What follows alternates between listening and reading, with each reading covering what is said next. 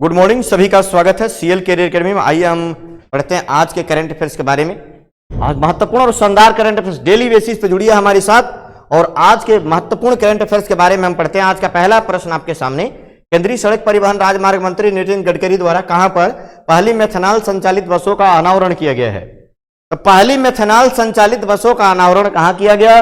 Methanol से चलने वाली बसें। तो मेथनॉल से चलने वाली बसें जो है इनका अनावरण किया इन्होंने बेंगलुरु।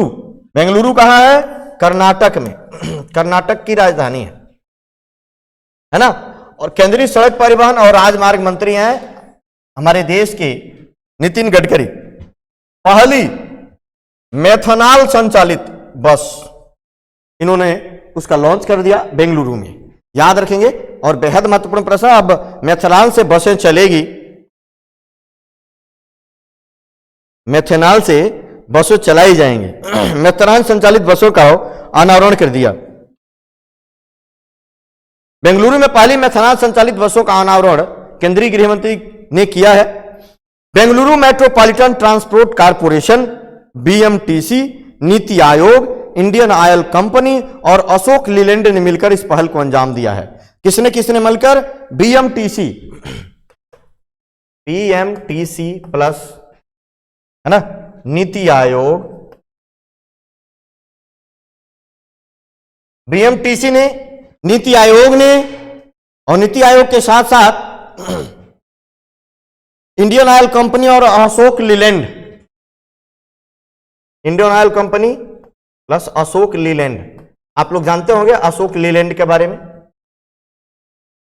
इनकी बसें आती हैं अशोक लीलैंड, है ना। तो इन्होंने मिलकर इस तरीके के बस बनाए हैं जो मेथनॉल संचालित होंगी, याद रखिएगा। प्रदूषक स्तर को कम करना। और इस बस को चलाने का मुख्य उद्देश्य क्या है? उद्देश्य क्या है इसका? उद्देश्य क्या है? प्रदूषण को कम करना, प्रदूषण स्तर को कम करना, प्रदूषण स्तर को कम करना। क्योंकि मेथनॉल जो है प्रदूषण स्तर को कम करता है।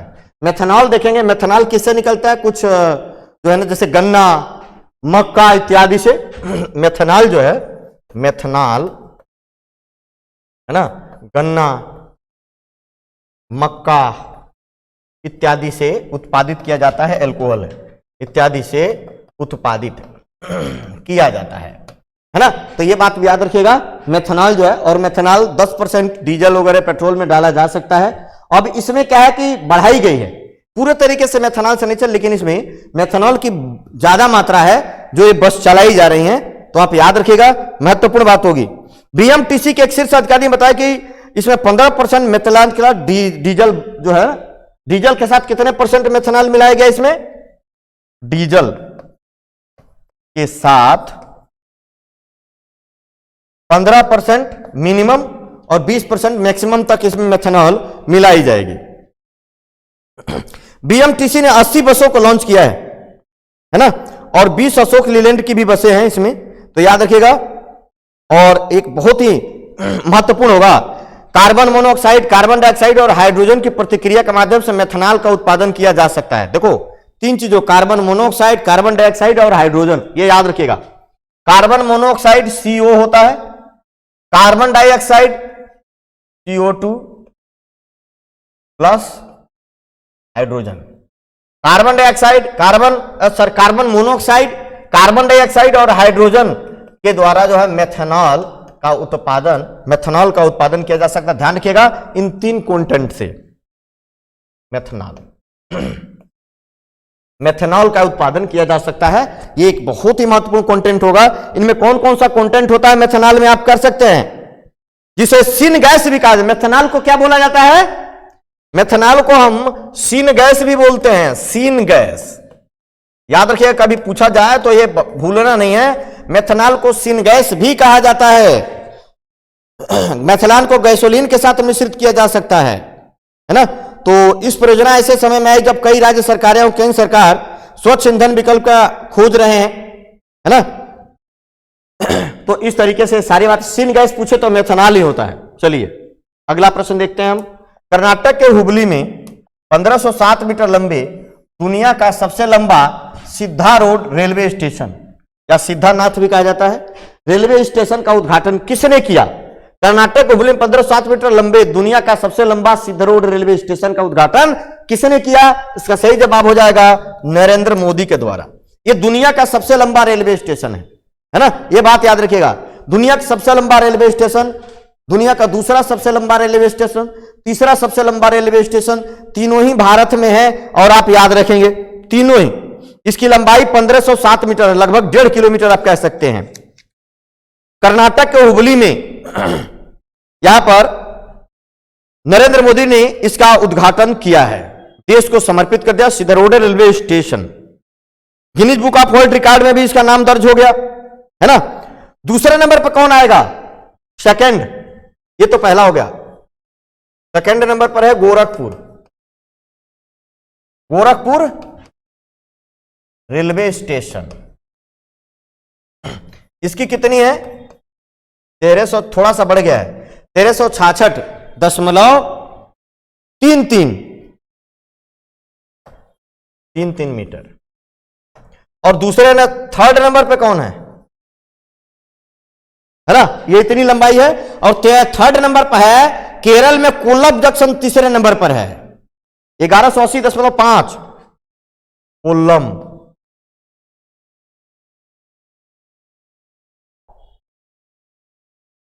कोल्लम रेलवे स्टेशन, इसकी कितने मीटर है? 1180.5 मीटर है ना, याद रखिएगा। तो पहला हुबली वाला जो सीधा रोड रेलवे 1507 मीटर, दूसरा Gorakhpur railway station 1366.33 metre, third Kollam railway station 1180.5 metre. तो दुनिया का सबसे लंबा रेलवे स्टेशन और Guinness Book of World Record में दर्ज होगा। Guinness Book of World Record में दर्ज हो गया, Guinness Book of World Record. तो ये ध्यान रखिएगा, नरेंद्र मोदी देश के प्राइम मिनिस्टर ने इसका उद्घाटन किया। अगला प्रश्न देखिए, एशिया का सबसे बड़ा अंतर्राष्ट्रीय खाद्य और आतिथ्य मेला, सबसे बड़ा अंतर्राष्ट्रीय खाद्य और आतिथ्य मेला का आयोजन किस मंत्रालय के सहयोग से नई दिल्ली में शुरू किया गया है? बहुत आसान सा प्रश्न है, सब लोग याद रखिएगा। बी सही जवाब होगा, खाद्य प्रसंस्करण उद्योग मंत्रालय के सहयोग से किया गया है। खाद्य प्रसंस्करण उद्योग मंत्रालय के सहयोग से किया गया है। खाद्य प्रसंस्करण उद्योग मंत्रालय की मदद से सबसे बड़ा, जिसका नाम क्या देगा? आहार, तो कहा जा रहा है आहार है ना, आतिथ्य मेला, इसको क्या दिया गया है? AAHAR, आहार 2023, हिंदी में भी लिख सकते हैं आहार है ना, आहार 2023। तो इसका ये एशिया का सबसे बड़ा अंतर्राष्ट्रीय खाद्य और आतिथ्य मेला है, जिसे केंद्रीय खाद्य और प्रसंस्करण उद्योग मंत्रालय, कृषि और प्रसंस्कृत खाद्य उत्पाद निर्यात विकास प्राधिकरण और अन्य संगठनों के सहयोग से यह चालू किया गया है, जिसमें घरेलू और विदेशी उपभोक्ताओं दोनों के लिए, घरेलू प्लस विदेशी उपभोक्ताओं के लिए एक प्रदर्शनी है, उपभोक्ताओं के लिए एक प्रदर्शनी है, उपभोक्ताओं के लिए एक प्रदर्शनी है। तो याद रखेंगे ये बात, प्रदर्शनी है जहां पर विभिन्न खान पान। और इसका आयोजन कब से कब तक किया गया? 14 मार्च से लेकर है ना, 14, 15, 16, 17, 14 से 18 मार्च, 14 से 18 मार्च तक, 14 से 18 मार्च तक है ना, इसका आयोजन किया गया। कहां किया गया? दिल्ली के प्रगति मैदान में, दिल्ली के प्रगति मैदान में इसका आयोजन किया गया। याद रखिएगा, बहुत महत्वपूर्ण होगा। खाद्य प्रसंस्करण उद्योग मंत्री कौन है? खाद्य प्रसंस्करण उद्योग मंत्री आप लोग बताइए, खाद्य प्रसंस्करण उद्योग मंत्री कौन है? हाल ही में किसके द्वारा लिखित उपन्यास पागल खाना को व्यास सम्मान 2022 के लिए चुना गया है ना? पागल खाना ये उपन्यास है और इसको व्यास सम्मान मिला है, और ये साहित्य के क्षेत्र में मिलता है, साहित्य के क्षेत्र में व्यास सम्मान दिया जाता है। उपन्यास है तो आप खाली देख सकते हो पागल खाना, और ये किसके द्वारा लिखित, ये प्रश्न है ना। तो डॉक्टर ज्ञान चतुर्वेदी सही जवाब हो जाएगा। डॉक्टर ज्ञान चतुर्वेदी के द्वारा पागलखाना उपन्यास के लिए डॉक्टर व्यास सम्मान है ना दिया गया है, वो व्यास सम्मान 2022 के लिए चुना गया। तो वेरी वेरी मोस्ट इंपॉर्टेंट, व्यास सम्मान के लिए जो इनको चुना गया है बहुत ही महत्वपूर्ण प्रश्न है, आप याद रखिएगा।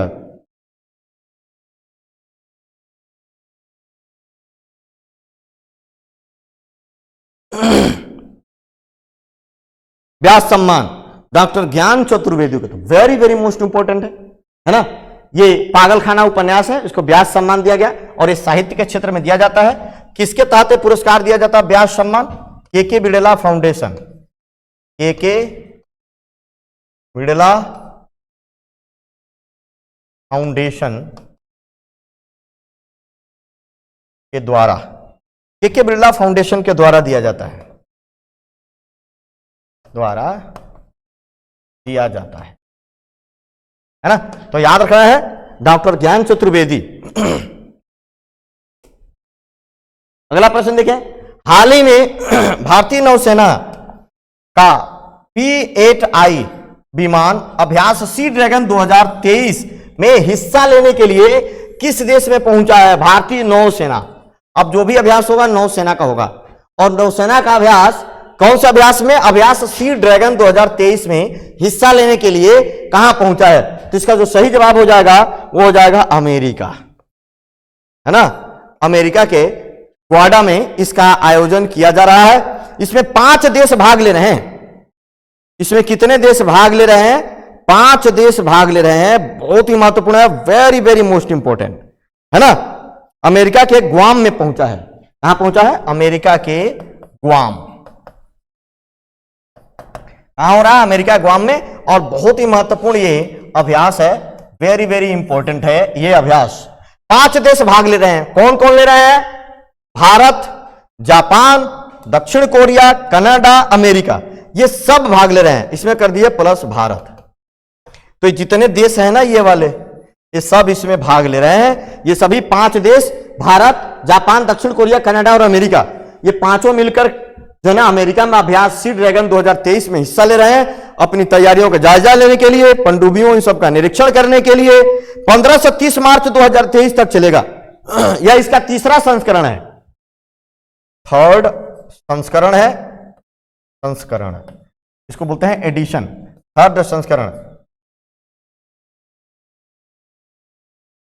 थर्ड एडिशन है।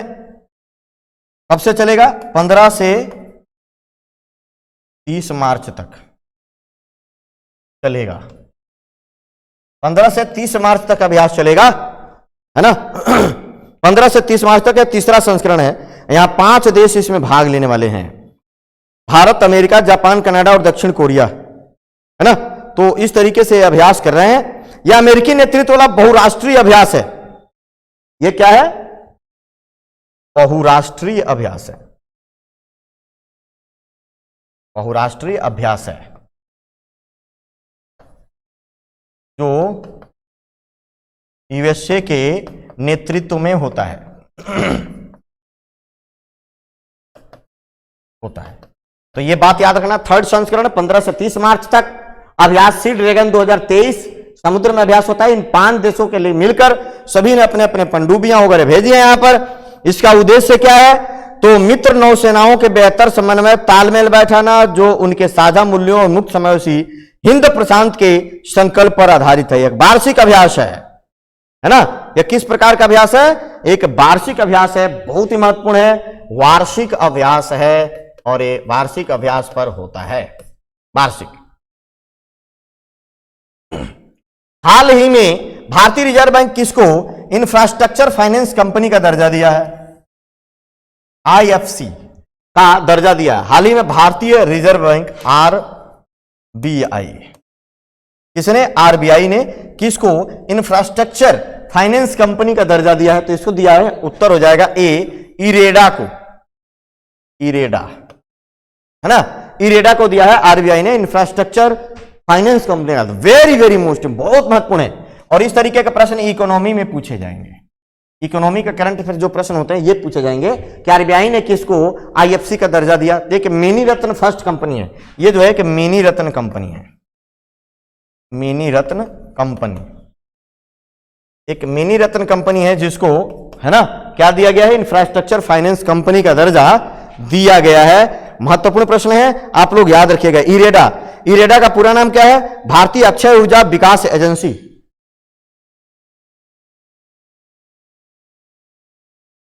भारतीय अक्षय ऊर्जा, अक्षय ऊर्जा विकास एजेंसी, विकास एजेंसी, भारतीय अक्षय ऊर्जा विकास एजेंसी। इसका इंग्लिश क्या हो जाएगा, Indian renewable energy development agency, India renewable energy, ऊर्जा को हो जाएगा एनर्जी डेवलपमेंट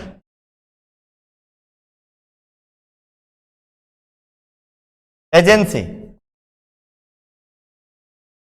इसका पूरा नाम है IREDA, Indian renewable energy development agency, IREDA इसका पूरा नाम है, याद रखिएगा। और इसको आईएफसी का दर्जा मिला है, आईएफसी का दर्जा इसको आरबीआई ने दिया है। इसके बहुत सारे बेनिफिट होंगे, इसके लाभ क्या होंगे। इरेडा को अक्षय ऊर्जा फंडिंग हेतु ज्यादा जोखिम और प्रतिस्पर्धी दरों पर फंड जुटाने में मदद मिलेगी। कंपनी को फंड जुटाने के लिए व्यापक निवेशक आधार पहुंचने में मदद मिलेगी। इसके इसमें निवेशकों का विश्वास और ब्रांड वैल्यू में इजाफा होगा। इरेडा सरकार के प्रति 2030 तक गैर जीवाश्म ईंधन की 500 गीगावाट स्थापित क्षमता के साथ योगदान देता रहेगा, है ना। तो ये ध्यान रखेगा, इससे तक कंपनी न्यूनतम नेटवर्थ 300 करोड़ रुपए की होनी चाहिए। होता क्या है कि आईएफसी का दर्जा प्राप्त करने के लिए कंपनी के पास 300 करोड़ का नेटवर्थ होना चाहिए।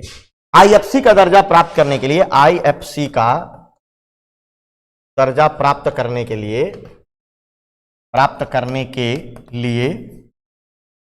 300 करोड़ का नेटवर्थ होना चाहिए, नेटवर्थ होना चाहिए। और भारत के मिनी रत्न में ये क्या है, इसको रखा गया है। गौरतलब है आईएफसी एक गैर जमा स्वीकार करने वाली ऋण कंपनी होती है। इरेडा की स्थापना 1987 में हुई थी, मुख्यालय नई दिल्ली में है ना। इसकी स्थापना कब हुई थी इरेडा की, 1987 में, और इसका हेड ऑफिस जो है नई दिल्ली में है। इसका हेड ऑफिस जो है वो नई दिल्ली में है। और एक ये हमेशा के लिए ऊर्जा इसका आदर्श वाक्य है, हमेशा के लिए ऊर्जा। इसका आदर्श वाक्य क्या है, हमेशा के लिए ऊर्जा इसका आदर्श वाक्य है, आदर्श वाक्य, इसका आदर्श वाक्य है हमेशा के लिए ऊर्जा। तो इरेडा के बारे में पूरी जानकारी आप लोग जरूर याद रखिएगा, बड़ा महत्वपूर्ण प्रश्न बनेगा। इसका आदर्श वाक्य है हमेशा के लिए ऊर्जा। अगला प्रश्न देखिए, हाल ही में एशिया का सबसे बड़ा ट्यूलिप गार्डन कहां खोला गया है। एशिया का सबसे बड़ा ट्यूलिप गार्डन, तो सबसे सही जवाब बी, जम्मू कश्मीर में एशिया का सबसे बड़ा ट्यूलिप गार्डन खोला गया है। और जम्मू कश्मीर में कहां पर, श्रीनगर में, है ना। जम्मू कश्मीर में भी कहां पर, श्रीनगर में खोला गया है। ये याद रखिएगा, बहुत ही महत्वपूर्ण है, बहुत बहुत महत्वपूर्ण है। और दूसरा जो है ट्यूलिप गार्डन जो है, दूसरा ट्यूलिप गार्डन उत्तराखंड के पिथौरागढ़ में,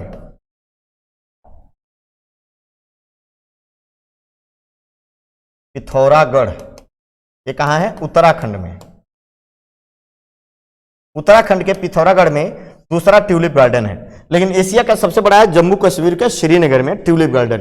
ट्यूलिप फूलों का एक जो है ना गार्डन है, जिसमें एक ही साइज के अलग अलग कलर के फूल एक क्यारियों में लगाए गए होते हैं। अगर इसका फोटो देखेंगे ट्यूलिप गार्डन का तो आप खुद समझ जाएंगे, है ना।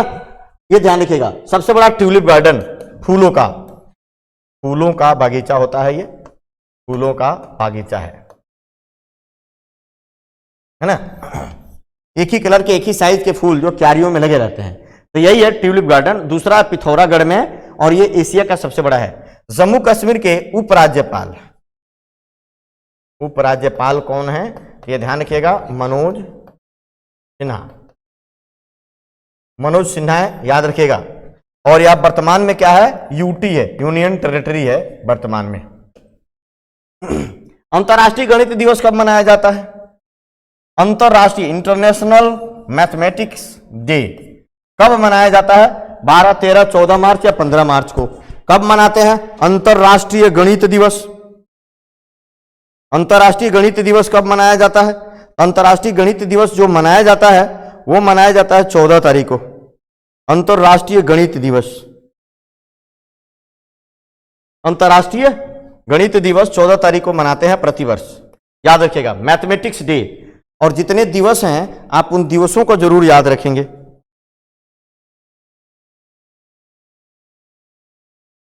हाँ, गौरैया दिवस, गौरैया डे, गौरैया दिवस।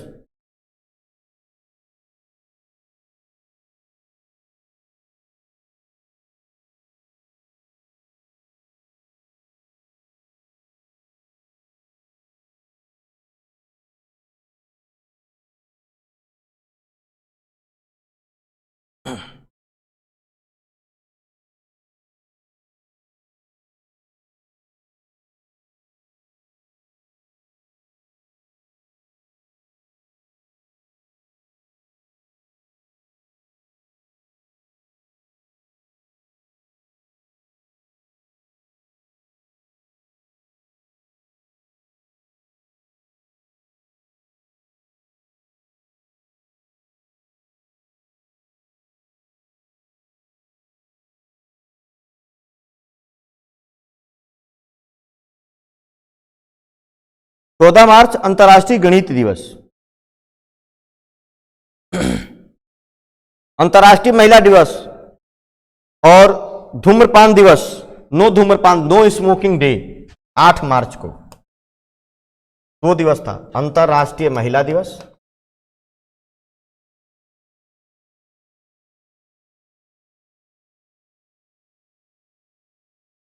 और नो स्मोकिंग डे, तंबाकू निषेध नहीं कहेंगे, नो स्मोकिंग डे है ना, धूम्रपान निषेध है ये। तंबाकू 31 मई को मनाते हैं, तंबाकू निषेध दिवस, निषेध दिवस इसको बोलते हैं नो टोबैको डे, लिए नो स्मोकिंग डे है। तो याद रखिएगा, है ना, महत्वपूर्ण प्रश्न है। 10 मार्च को सीआईएसएफ का 54वां स्थापना दिवस। 10 मार्च को क्या मनाए? सीआईएसएफ का 54वां स्थापना मनाया गया था, है ना। चलिए, हाल ही में आई रिपोर्ट के अनुसार किस राज्य में अधिकतम वन क्षेत्र की वृद्धि हुई है? हाल ही में आई रिपोर्ट के अनुसार किस राज्य में अधिकतम वन क्षेत्र की वृद्धि हुई है? इस साल जो है नया आईएसएफआर आने वाला है, ISFR, Indian state of forest report, है ना। तो सबसे ज्यादा वृद्धि हुई है आंध्र प्रदेश में। सबसे ज्यादा वनों की वृद्धि कहां हुई है? आंध्र प्रदेश में हुई है। जो वन की रिपोर्ट है उसमें सबसे ज्यादा वृद्धि आंध्र प्रदेश में हुई है। आंध्र प्रदेश में सबसे ज्यादा वनों की वृद्धि हुई है, ध्यान रखिएगा। सबसे ज्यादा वन किस में है? मध्य प्रदेश में है। सर्वाधिक वन क्षेत्र मध्य प्रदेश में, सर्वाधिक वन क्षेत्र जो है वो मध्य प्रदेश है। मध्य प्रदेश के क्षेत्रफल के अनुसार उसमें सबसे ज्यादा वन है, लेकिन वनों में सबसे ज्यादा वृद्धि हुई है आंध्र प्रदेश में, है ना, ये भी याद रखिएगा। आंध्र प्रदेश के कडप्पा जिले में 13वीं शताब्दी के मंदिर की खोज हुई है। आंध्र प्रदेश के कडप्पा जिले में 13वीं शताब्दी के मंदिर की खोज हुई है, खोज हुई है। यह भी एक प्रश्न बनेगा, आप लोग याद रखिएगा। आंध्र प्रदेश के कडप्पा जिले में 13वीं शताब्दी के मंदिर के आंध्र प्रदेश के 20 केंद्रों पर पर्यटन स्थानों का उद्घाटन। आंध्र प्रदेश में कितना? 20 स्थानों पर पर्यटन स्थानों का उद्घाटन। पर्यटन स्थानों का उद्घाटन किया गया इनके मुख्यमंत्री के द्वारा। उद्घाटन 20 स्थानों पर पर्यटन स्थानों का उद्घाटन, ये ध्यान रखिएगा, है ना, टूरिज्म थाना का उद्घाटन किया गया। आंध्र प्रदेश ने अपनी नई राजधानी विशाखापट्टनम घोषित की है। इसरो ने निजी रॉकेट का सफलतापूर्वक परीक्षण श्रीहरिकोटा से किया है। आंध्र प्रदेश की राजधानी अब विशाखापट्टनम बना लिया गया है, विशाखापट्टनम, है ना, ध्यान रखिएगा। और इसका सीएम है कौन है? YS जगन मोहन रेड्डी। YS जगन मोहन रेड्डी है, याद रखिएगा, आंध्र प्रदेश। श्रीहरिकोटा यही है। हाल ही में किस राज्य का पूरा ब्रॉड गेज नेटवर्क भारतीय रेलवे द्वारा विद्युतीकरण कर दिया गया? बताइए, हाल ही में किस राज्य का पूरा ब्रॉड गेज नेटवर्क भारतीय रेलवे द्वारा क्या कर दिया गया? विद्युतीकरण कर दिया गया। बहुत ही महत्वपूर्ण प्रश्न होगा। इसका सही उत्तर होगा उत्तराखंड। सही जवाब क्या होगा? उत्तराखंड का पूरा ब्रॉड गेज नेटवर्क जो है वो क्या कर दिया गया? भारतीय रेलवे, इंडियन रेलवे ने उसको क्या कर दिया? इलेक्ट्रिक का कर दिया, इलेक्ट्रिसिटी के द्वारा सारा कुछ चलेगा वहां पे, उसका विद्युतीकरण कर दिया है। उत्तराखंड देश का पहला इलेक्ट्रिक तीर्थ यात्रा गलियारा मिलेगा। उत्तराखंड में ही पहला इलेक्ट्रिक तीर्थ यात्रा गलियारा, तीर्थ यात्रा गलियारा, है ना, यहीं पर बनेगा उत्तराखंड में तीर्थ यात्रा गलियारा। एकल महिलाओं के लिए स्वरोजगार योजना। एकल महिलाओं के लिए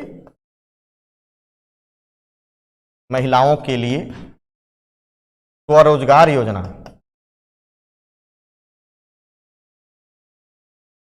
उत्तराखंड के मुख्यमंत्री ने शुरू की है, उसकी घोषणा की है। उत्तराखंड भारत का पहला सरकारी मदर मिल्क बैंक स्थापित करेगा।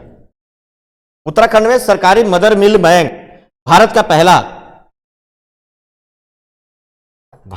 पहला सरकारी मदर मिल्क बैंक शुरू होगा। उत्तराखंड में भारत का पहला सरकारी मदर मिल्क बैंक, मां के दूध का बैंक शुरू होगा। नकल विरोधी का सबसे सख्त कानून, नकल विरोधी का सबसे सख्त कानून यहीं पर शुरू हुआ।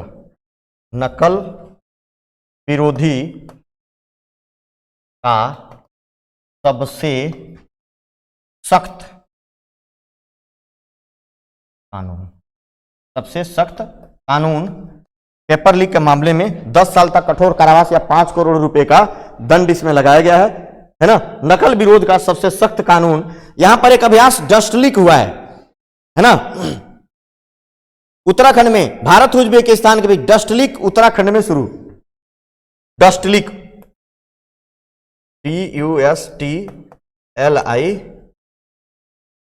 Dust leak Bharat plus Uzbekistan के बीच होता है, उज्बेकिस्तान के बीच, सब उत्तराखंड। उत्तराखंड की राजधानी है देहरादून, मुख्यमंत्री है पुष्कर सिंह धामी। डस्ट लीक शुरू किया गया है। एम्स ऋषिकेश ने ड्रोन के जरिए तपेदिक की दवाएं पहुंचाने का ट्रायल किया। तो ये सारी बातें इसके तहत होगी, है ना। एम्स जो ऋषिकेश में एम्स खुलेगा वो ड्रोन के जरिए दवाओं का क्या करेगा? वितरण करेगा। दवाओं का पहुंचाने का ट्रायल किया गया, एम्स ऋषिकेश ने किया है। तो ये सारी बातें उत्तराखंड के लिए है। उत्तराखंड ध्यान रखिएगा, भारतीय वन अनुसंधान संस्थान कहां है? उत्तराखंड में है भारतीय वन। और सर्वे ऑफ इंडिया भी कहां है? वो भी देहरादून में ही है, उत्तराखंड में। उत्तराखंड में पहला जिम कॉर्बेट राष्ट्रीय उद्यान है ना, और वहां पे 6 नेशनल पार्क हैं, टाइगर रिजर्व। तो ध्यान रखिएगा, उत्तराखंड परीक्षा के दृष्टिकोण से बहुत महत्वपूर्ण है। माना दारा, नीतू दारा, लिपुलेख दर्रा, है ना, ये सब उत्तराखंड में आते हैं, इसको पढ़िए। चलिए आज के लिए इतना ही, कल फिर मिलेंगे। सभी लोगों को, सभी लोग इस प्रश्न पर प्रैक्टिस करें, पूरी बातें लिख लें। सभी लोगों का बहुत बहुत धन्यवाद। जय हिंद, जय भारत।